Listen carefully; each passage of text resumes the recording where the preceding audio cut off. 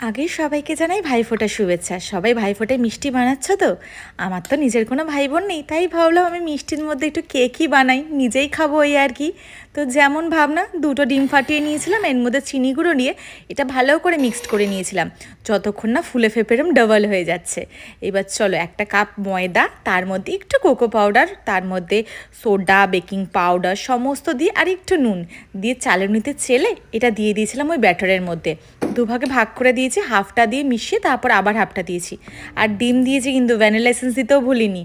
তার জন্য সমস্ত দিয়ে এর মধ্যে একটু কিশমিশ, কাজু, তার সাথে টুটি ফুটি, মোরব্বা সমস্ত জিনিস দিয়েছি। এই টি টাইম কেকটা যা লাগবে না চা কফির সাথে, উফ! তারপর চলে গেছে মাইক্রোওভেনে, বেশ 20 মিনিট মতন লেগে গিয়েছিল জানো। আর গ্যাসেও করবে তাহলে একটু বেশিই লাগবে, তাও ধরো 35 মিনিটের ওপর। ব্যাস, এখন মাইক্রোওভেন থেকে বার করে টুকরো টুকরো করে কেটে নিয়ে বসে পড়েছি। আমি কিন্তু হরলিক্স দিয়ে